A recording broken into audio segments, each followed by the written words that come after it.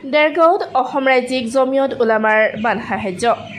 দেৰগাঁৱত বানৰ তাণ্ডৱৰ ফলত মৃত্যুমুখত পৰা বিশ্বজিৎ ভূঞাৰ বাসগৃহত উপস্থিত হ'ল অসম ৰাজ্যিক জমিয়ত উলামাৰ বিষয়ববীয়াসকল। এই দলটোৱে মৃতকৰ পৰিয়ালৰ লগত মত বিনিময় কৰাৰ উপৰিও সেই অঞ্চলৰ বানাক্ৰান্ত ৰাইজক এটি বান সাহায্য আগবঢ়ায়। তাৰ উপৰিও সেই গাঁৱৰ ওচৰৰ দুই এখন গাঁৱত বানাক্ৰান্ত ৰাইজৰ খবৰ লয় আৰু বান সাহায্য বিতৰণ কৰে। এই দলটোত উপস্থিত থাকে অসম ৰাজ্যিক জমিয়ত উলামাৰ গোলাঘাট জিলাৰ সভাপতি আলহাজ ৰাজুমণি হুছেইন, ৩ নং গেটৰ জামাতৰ সম্পাদক আলহাজ খাইৰুল ইছলাম, দেৰগাঁও মাদ্ৰাছাৰ সম্পাদক ইছুফুদ্দিন আহমেদ, বিশিষ্ট সমাজসেৱক চাহাবুদ্দিন আহমেদ, জিয়াউদ্দিন আহমেদ, অখিল ভাৰতীয় পতাকাৰ মহাসভাৰ উত্তৰ পূবৰ সম্পাদক সত্যজিৎ হাজৰিকা, জমিয়ত উলামাৰ বিষয়ববীয়া ৰেজিম আলী, মেৰাজ আলী, মণ্টু আলী, জামিৰুদ্দিন কাছিমি, বুবুল আলী, সমাজসেৱক মাহমুদুৰ ৰহমান আদি। জমিয়তৰ এই কাৰ্যক গঞা ৰাইজে শলাগ লয়। লগতে দলটিৰ এনে মহান পদক্ষেপক প্ৰশংসা কৰে। অখিল ভাৰতীয় পতাকাৰ মহাসভাই এনে মহৎ পদক্ষেপক সকলোৱে অভিনন্দন জনায়। জমিয়ত উলামাৰ সভাপতি সম্পাদক মই ৰাজুমণি হুছেইন, খাইৰুল দা, আমাৰ জিয়াউদ্দিন দা, সকলোকে ধন্যবাদ জনাওঁ। বিশেষকৈ আপোনালোকক সাংবাদিকসকল যিসকল ইয়ালৈ আহিছে। বিশ্বজিৎ ভূঞা এই অঞ্চলত এটা অনুষ্ঠান আছিল সাংস্কৃতিক জগতখনৰ লগত। বিশ্বজিৎ ভূঞা অবিহনে ব্ৰহ্মপুত্ৰৰ সাংস্কৃতিক অনুষ্ঠানটো নোহোৱাকৈ আছিল। তেখেতৰ মৃত্যু জমিয়ত উলামা হওক আমি ব্ৰহ্মপুত্ৰৰ ৰাইজে গভীৰ শ্ৰদ্ধাঞ্জলি জ্ঞাপন কৰিছোঁ।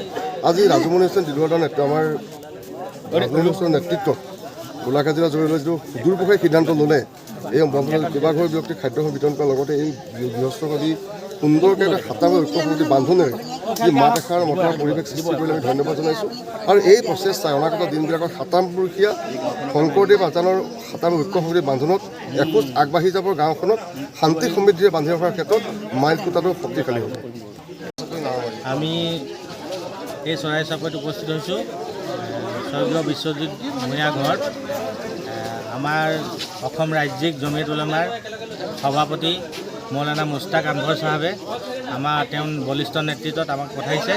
আমি দেৰগাঁও ৩ নং গেট জামাত, দেৰগাঁও মাদ্ৰাছা আৰু ওচৰ চুবুৰীয়া ৰাইজ মিলি আমি আহিছোঁ।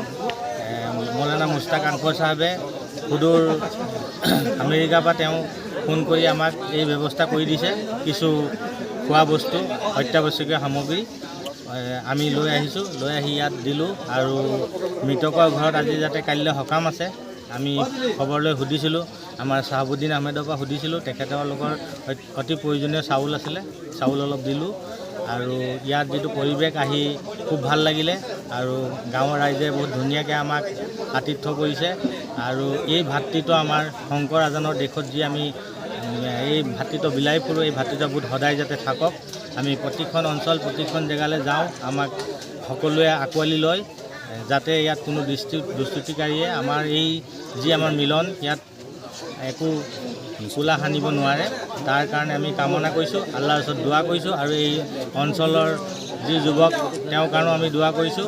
আৰু সকলো ভাৰতবাসী তথা অসমবাসী আজি যি বানৰ পৰিস্থিতি আছে, সকলোৱে নিজে নিজে সংস্থাপন পাইছে। আৰু যি নাই পোৱা তেওঁলোকক যিসকল সদাশয় ব্যক্তি আছে সকলোৱে দিব লাগে। দান দিলে কেতিয়াও কমি নাযায়, এইটো মনলৈ আনিব লাগে। আৰু যিটো শান্তি লাগে, এই শান্তি আপুনি বেলেগ কিবা প্ৰগ্ৰেমত নালাগে, শান্তি তাৰে কামনা কৰিলোঁ। আৰু আজি দেখা গৈছে যে আপুনি গাঁৱৰ মানুহকো যথেষ্টখিনি সহায় কৰিছে। আজি হয় হয়, অকল বিশ্বজিৎ ভূঞাৰ ঘৰতে নহয়, গাঁওবাসীকো আপোনালোকে সাহায্য প্ৰদান কৰিছে। হয় হয়, আমি বানাক্ৰান্ত যি মানুহ আছে, এই কিছু মানুহ চাই আমি তেওঁলোককো আমি সাহায্য দিছোঁ, যাতে কিছু হ'লেও সকাহ পাব। দেৰগাঁৱৰ পৰা চাহিল আহমেদৰ ৰিপৰ্ট, নিজা খবৰ।